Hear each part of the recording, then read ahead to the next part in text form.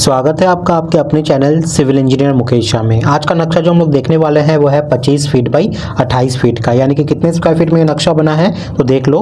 Area निकालना होगा 25 गुने 28 कर दीजिएगा तो आपका निकल के आ जाएगा 700 स्क्वायर फीट, यानी कि 700 स्क्वायर फीट में ये नक्शा पूरा आज आपको मैं दिखाने वाला हूँ, जिसमें आपको 2 बेडरूम मिलने वाला है। ठीक है, तो नक्शे को पूरा लास्ट तक जरूर देखिएगा, क्योंकि मैं पूरा नक्शा तो समझाऊंगा ही, साथ ही में दीवार कितना का रखना है, कॉलम कहाँ कहाँ आएगा, कॉलम का साइज क्या रहेगा, दरवाजा का साइज क्या रहेगा, दरवाजा कहाँ आना है, सभी बताऊंगा।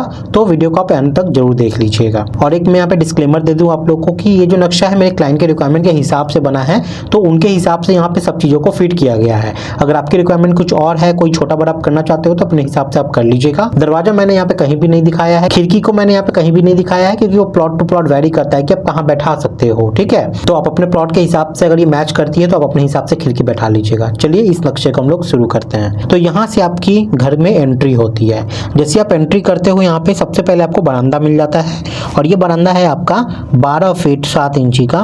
12 फीट 7 इंची आपका ऐसे हो गया पूरा। ठीक है, और इस तरीके से आपका 4 फीट 7 इंची होता है।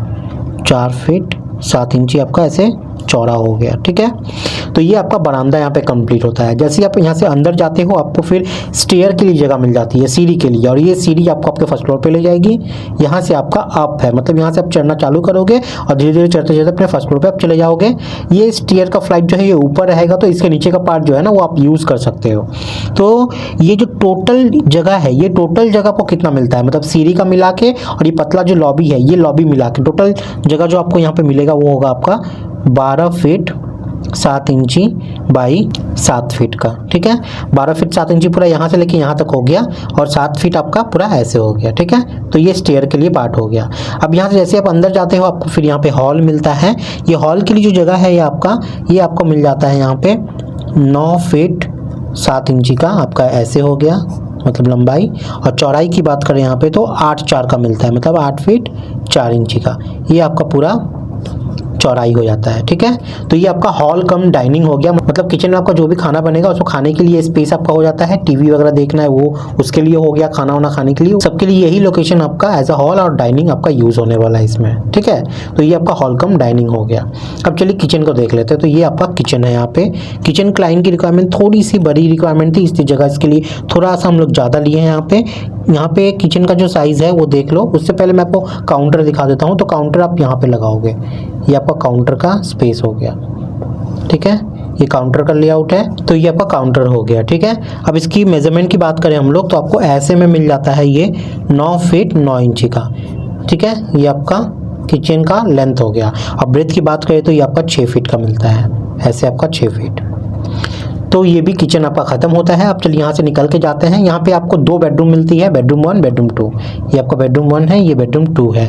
बेडरूम 1 की बात करें तो ऐसे आपका हो जाता है 14 फीट का, ऐसे आपको मिल रहा है यहाँ पे 14 फीट, और ऐसे आपका हो जा रहा है यहाँ पे 10 फीट का। ठीक है, तो 14 बाई 10 फीट का आपको ये बेडरूम मिलता है, बेडरूम 1।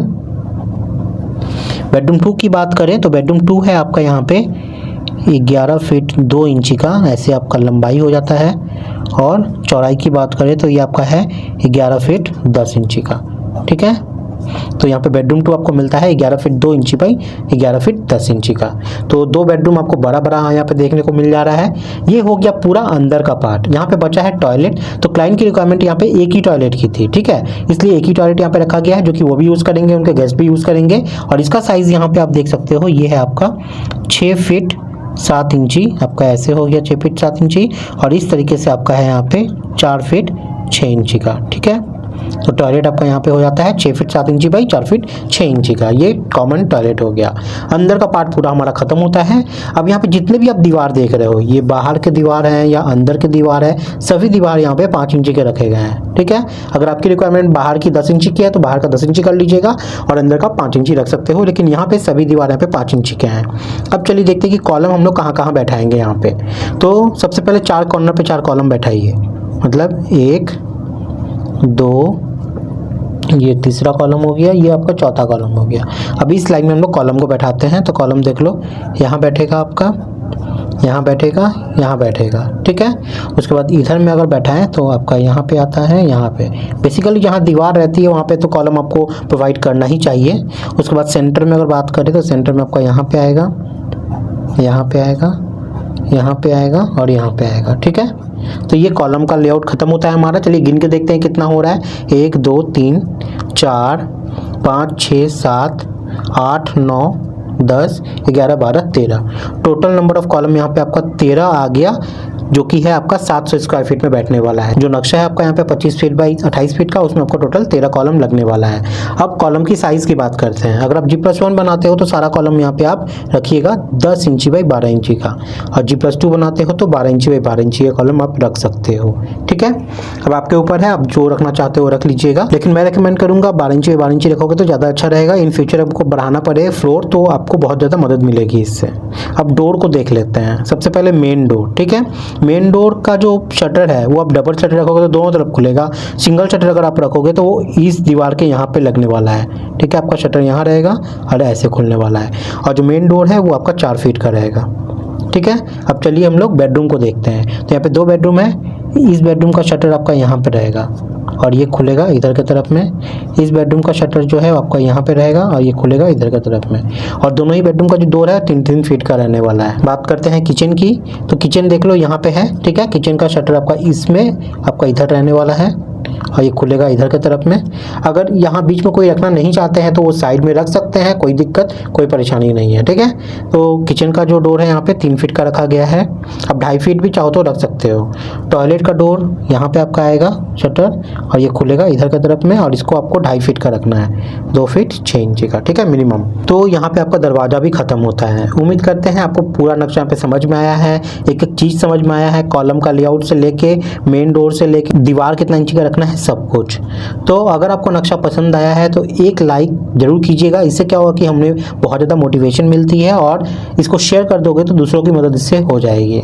तो प्लीज़ इसको लाइक और शेयर जरूर कर दीजिएगा। चलिए, आपको स्क्रीनशॉट लेना है तो इसका स्क्रीनशॉट ले लीजिए। अगर आप इस चैनल पर नए हैं तो चैनल को सब्सक्राइब करके जरूर रख लीजिएगा। इससे क्या होगा कि जब भी मैं वीडियो लाऊंगा उसका नोटिफिकेशन आपको मिलता रहेगा। ठीक है, और कमेंट में जाके आप लोग अपना क्वेरी जो है बता दीजिए, ताकि उस पर मैं नक्शा बना के आप लोग को मदद कर सकूं।